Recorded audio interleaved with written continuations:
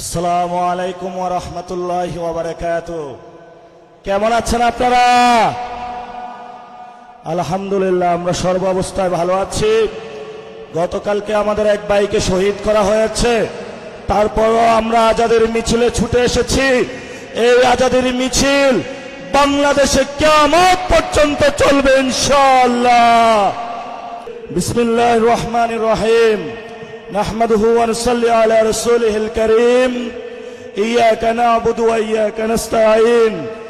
আজকের এই ঢাকা আসনে দাঁড়িপাল্লার রাহবার, যিনি পুরো বাংলাদেশে মানুষকে স্বপ্ন দেখিয়েছেন, নারীদের ভরসার প্রতীক হয়ে উঠেছেন, তরুণদের ভরসার প্রতীক হয়ে উঠেছেন, সম্মানিত জামায়াত ইসলামীর আমির উপস্থিত হয়েছেন, আরো আছেন এই ঢাকা আসনের আপনাদের আশা এবং আকাঙ্ক্ষার প্রতীক দাঁড়িপাল্লার সম্মানিত প্রার্থী, যাকে আপনারা আগামী 12 তারিখে ভোট দিয়ে জয়যুক্ত করে, গতকালকে যারা আমাদের ভাইকে খুন করেছে, আমরা 12 তারিখে প্রতিশোধ নেব ইনশাআল্লাহ।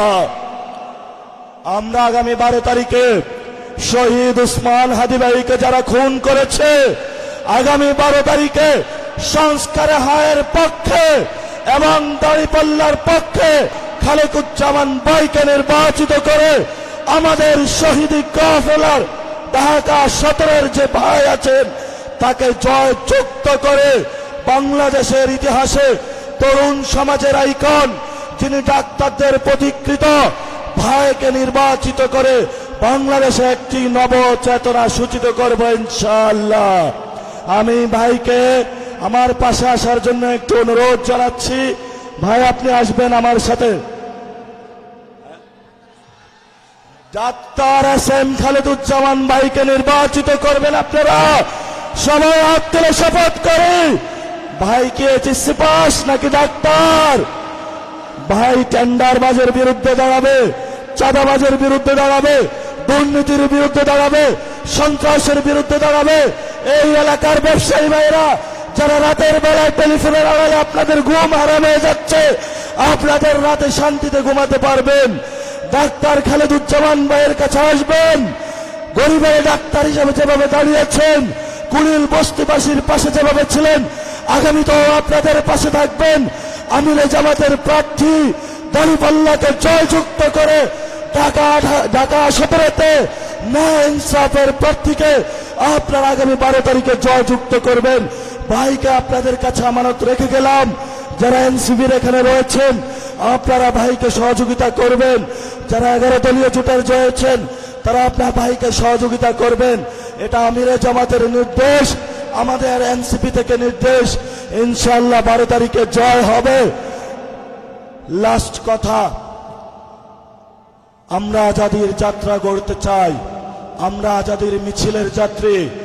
আমরা বাংলাদেশে যতদিন 18 কোটি মানুষ জীবিত থাকবে, ভারত থেকে যারা চোখ রাঙানি দিবে, বাংলাদেশে ভারতের যারা গোলাম চোখ রাঙানি দিবে, আমাদের রক্ত গঙ্গার উপর দিয়ে তাদের যেতে হবে ইনশাআল্লাহ।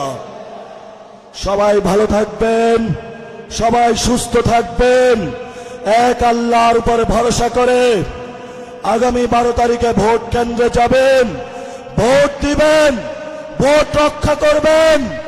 আমানত হিসাবে বিজয়ের ফলাফল নিয়ে ঘরে আসবেন। 13 তারিখ থেকে জনগণের সেবক হয়ে দুয়ারে দুয়ারে সবার সামনে উপস্থিত হবেন। দেখা হবে বিজয়ে ইনশাআল্লাহ। সবাইকে আসসালামু আলাইকুম। ঢাকা 17 আসন এখানে আমরা দিয়েছি ডাক্তার খালেদুজ্জামানকে। আমি তাকে এখানে আসার জন্য আহ্বান জানাবো। এখানে 11 দলের পক্ষ থেকে আমরা সকলে তাকে করেছি আমাদের প্রতিনিধি। আমরা এখন সকলের পক্ষ থেকে তার হাতে ইনসাফের প্রতীক এই দাড়িপাল্লা তুলে দিলাম। ধরো, শক্ত করে, উঁচু করে ধরো, তোমাকে ধরতে হবে, তুমি চাললে হবে না। আল্লাহ তাকে এই পাল্লার ন্যায্যতার ভিত্তিতে, এই এলাকার দায়িত্ব ইনসাফের ভিত্তিতে পালন করার তৌফিক দিন ইনশাআল্লাহ। 12 তারিখ বিজয় ছিনিয়ে এনে আপনারা আপনাদের হিসাব বুঝে তারপরে ঘরে ফিরবেন। ঘরে ফিরে আল্লাহ শুকরিয়া আদায় করে 2 রাকাত নামাজ আদায় করবেন, চোখের পানি দিয়ে 4টা সেজদা দেবেন। আল্লাহ যাদেরকে তার ভালোবাসার জন্য বিজয়ী করবেন একান্ত মেহেরবানিতে, তারা যেন তাদের উপর অর্পিত দায়িত্ব পালন করতে পারে তাদের জন্য দোয়া করবেন। মার্কা আছে? কোন সে মার্কা? আরো জুড়ে। সারা বাংলায় 17 আসনে 12 তারিখ সকাল সন্ধ্যা বিজয় হবে ইনশাআল্লাহ, ইনশাআল্লাহ। আল্লাহ তাআলা কবুল করুন। আমি আপনাদের কাছে জানতে চাই, যেই রাজনীতি আমাদেরকে ফেসিবাদ, লুণ্ঠনকারী, দুর্নীতিবাজ, ব্যাংক ডাকাত, মায়ের হত্যাকারী, আমার মায়ের ধর্ষণকারী, ইজ্জত লুণ্ঠনকারী, শিশু হত্যাকারী, বৃদ্ধ হত্যাকারী যে শাসন ব্যবস্থা আমাদেরকে উপহার দিয়েছে, আপনারা কি সেই শাসন চান?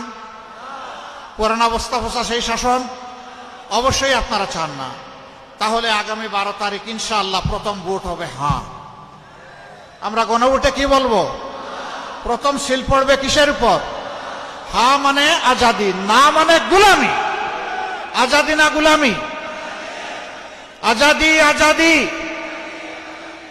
সম্মানিত ভাইরা এবং আমার বোনেরা, এই আমরা কয়েকজন মানুষ দায়িত্ব নিলে ইনশাআল্লাহ আমরা চেহারা পাল্টে দিতে পারবো। আমরা ঘরে ঘরে, জনে জনে, আপনজন, প্রিয়জন, পাড়া প্রতিবেশী, কর্মস্থলের সাথী সবাইকে আমরা বুঝাবো আমরা মর্যাদা নিয়ে বাঁচতে চাই, আমরা নূতন বাংলাদেশ চাই। আমরা গর্ব করে বলতে চাই আমি বাংলাদেশ। আপনি বলবেন আপনিই বাংলাদেশ। আমরা সেই বাংলাদেশটি গড়তে চাই, যে বাংলাদেশের নাগরিক হয়ে গর্বের সাথে পরিচয় দেওয়া যাবে যে আমি একজন বাংলাদেশী। এখন সেই পরিচয় সংকট অনেক জায়গায় আছে। আমাদের দেশের যে শেয়ার বাজার লুট করা হয়েছে, ব্যাংক লুট করা হয়েছে, জনগণের সম্পদ লুট করা হয়েছে, বিদেশে পাচার করা হয়েছে। বাংলাদেশ ব্যাংকের তথ্য অনুযায়ী অফিসিয়ালি যেই মানির সন্ধান পাওয়া গেছে তার পরিমাণ হচ্ছে 28 লক্ষ কোটি টাকা। বাংলাদেশের রাষ্ট্রীয় বাজেটের 4 গুণ বার্ষিক বাজেটের। আমরা আপনাদেরকে কথা দিচ্ছি, আপনাদের ভালোবাসায় ভোটে আল্লাহ যদি আমাদেরকে সুযোগ দেন, নির্বাচিত করেন, এই দেশ সেবার দায়িত্ব আমাদের হাতে আল্লাহ তুলে দেন, আমরা ওই সমস্ত লুটেরাদের মুখ দিয়ে পেটের ভিতরে হাত ঢুকিয়ে আপনাদের এই অর্থ উদ্ধার করে নিয়ে আসবো ইনশাআল্লাহ। এই অর্থ কোনো পরিবার, কোনো গোষ্ঠীর প্রয়োজনে ব্যয় হবে না। এই অর্থ রাষ্ট্রীয় কোষাগারে সংযুক্ত করা হবে ইনশাআল্লাহ। আমরা আপনাদেরকে কথা দিচ্ছি, 17 মাস আমরা চাঁদাবাজি করি নাই। আমি কি ঠিক বললাম না বেঠিক বললাম? 17 মাস আমরা মামলা বাণিজ্য করি নাই। 17 মাস আমরা দখল বাণিজ্য করি নাই। 17 মাস আমরা কোনো মায়ের ইজ্জতে হাত দেই নাই। 17 মাস আমরা কোনো মানুষের গুম হারাম করি নাই। 17 মাস আমরা সমাজে সন্ত্রাস কায়েম করি নাই। আমরা বলেছিলাম এগুলো আমাদের খাসলতের সাথে, চরিত্রের সাথে যায় না, আমরা এগুলা করি না। আগামীতে আল্লাহ যদি আমাদেরকে এই দেশের দায়িত্ব দেন, এগুলো আমরা করতে দেব না। ব্যবসায়ীরা ব্যবসা করবেন নিরাপদে, কোনো টেলিফোন এসে তাকে হুমকি ধমকি দিতে পারবে না। এখন ডিজিটাল যুগ, ইনশাআল্লাহ আমরা সেই অ্যাপস ডেভেলপ করে আপনাদের হাতে তুলে দেব। চাঁদাবাজ আপনার কাছে আসা মাত্রই তার সমস্ত ডকুমেন্ট এবং ইনফরমেশন যথাস্থানে চলে যাবে। আপনার কিছুই করা লাগবে না, স্বয়ংক্রিয়ভাবে অ্যাপস চালু হয়ে যাবে। দুর্নীতিবাজ লুকিয়ে বাঁচতে পারবে না, তারটাও স্বয়ংক্রিয়ভাবে আমাদের জালে ধরা পড়ে যাবে। তবে হ্যাঁ, চাঁদাবাজ, দুর্নীতিবাজ যারা, তাদের জন্য সুসংবাদ আছে। তোমরাও এই সমাজের মানুষ, আমরা তোমাদেরকেও সম্মান জানাতে চাই, ভালোবাসতে চাই। কিন্তু এখন যে অপকর্ম করছো তা করলে নয়, এখান থেকে সরে আসো। আমরা তোমাদেরকে শিক্ষিত এবং প্রশিক্ষিত করে তোমাদের হাতেও মর্যাদার কাজ তুলে দেব ইনশাআল্লাহ। সেদিন হালাল রুজি করে তোমরাও ইজ্জতের সাথে, সম্মানের সাথে বাঁচবা। প্রিয় যুব সমাজ, আমরা জানি লেখাপড়া করার পরে অনেকে কাজ পাচ্ছেন না। কেন পান না? দুটি কারণে পান না। দুর্নীতির রমরমা বাণিজ্য আর বেইনসাফি, এই দুই কারণে আপনারা কাজ পান না। আরেকটা কারণ আছে, সেই কারণ হলো যে শিক্ষাটা আমাদের সন্তানদেরকে দেয়া হচ্ছে, এই শিক্ষা দুনিয়ার অনেক প্রয়োজন পূরণের উপযুক্ত নয়।